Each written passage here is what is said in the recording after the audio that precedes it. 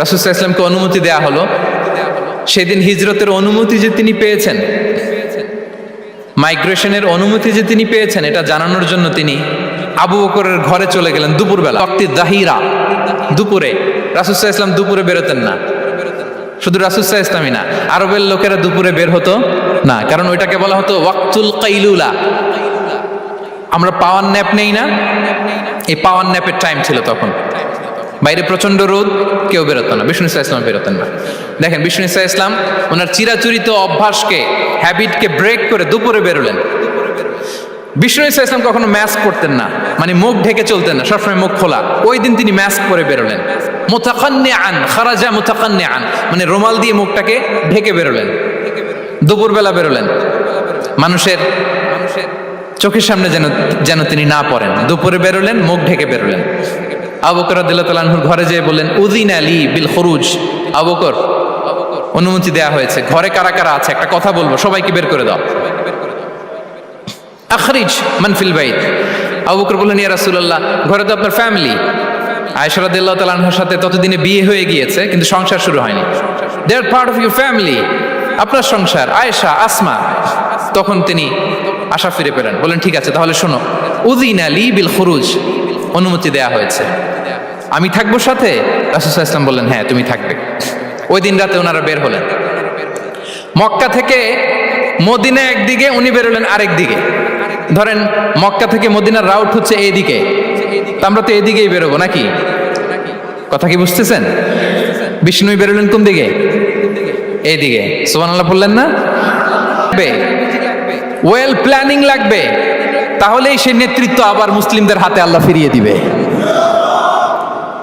মক্কা থেকে মদিনা এদিকে, বিষ্ণুই বেরোলেন এদিকে। বের হয়ে চলে গেলেন গারে সাউরে, সেখানে তিনি থাকবেন।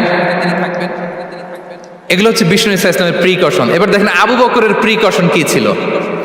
আবু বকর রাদিয়াল্লাহু প্ল্যান করলেন, বিষ্ণুনবী যেহেতু 3 দিন এই গারে সাউরে থাকতে চান, রাত্রিবেলা বের হয়ে তো ওনার অবস্থান শুরু করলেন, তাহলে 3 দিন মক্কায় আমাদের ব্যাপারে কি বলে, কে কি বলে, এটা আমাদের জানার দরকার আছে না নাই? ওনার ছোট্ট ছেলে আব্দুল্লাহকে উনি অ্যাসাইন করলেন। Abdullah, now you have a very, খুবই গুরুত্বপূর্ণ একটা দায়িত্ব তোমাকে পালন করতে হবে। কি? তুমি সকালবেলা মক্কার বাজারে যে এই দোকানে যাবা, ওই দোকানে যাবা, ওই দোকানে যাবা, দেখবা যে মক্কার কুরাইশরা কে কি বলে, কারণ তারা তো আমাদেরকে খুঁজবে, তন্ন তন্ন করে খুঁজবে। তারা কে কি বলে এই তথ্যটা এসে আব্দুল্লাহ তুমি আমাদেরকে দিয়ে দিবে। সুবহানাল্লাহ। আবু বকর রাদিয়াল্লাহু তাআলা আনহুর ছোট্ট ছেলে আব্দুল্লাহ মক্কার বাজারে এখানে যায় ওখানে যায়, কে কি বলে সে সব শুনে আস্তে করে এসে মরুভূমি পার হয়ে গারে সাউরে যে আবু বকর রাদিয়াল্লাহু তাআলা আনহুর কাছে ইনফরমেশন সব দিয়ে দিচ্ছে। কিন্তু দেখেন যেই মুহূর্তে তথ্য নিয়ে মক্কা থেকে গারে সাউরে আসে, আব্দুল্লাহ যখন হেঁটে হেঁটে আসে, মরুভূমির বালুর মধ্যে তার ফুটপ্রিন্ট পড়ে যায় না? আবু জাহেল, উতবা সাইবার তো বেশি কষ্ট করা লাগে না, তারা খুঁজতে খুঁজতে যখন আব্দুল্লাহর ফুটপ্রিন্ট পেয়ে যায়, ছোট্ট বাচ্চার ফুটপ্রিন্ট, এটা ফলো করলেই তো আবু বকর আর মুহাম্মদ। আল্লাহু আকবার! কি প্রিকশন নিয়েছেন ওনারা বিশ্বনবী সাল্লাল্লাহু আলাইহি ইসলামকে সেফটি দেওয়ার জন্য। আমের, আব্দুল্লাহ চলে যাবে, তোমার ডিউটি শুরু। আব্দুল্লাহর একটা ফুটপ্রিন্টও যেন না থাকে, ওখানে ছাগল চড়াবা। শুধু তাই নয়,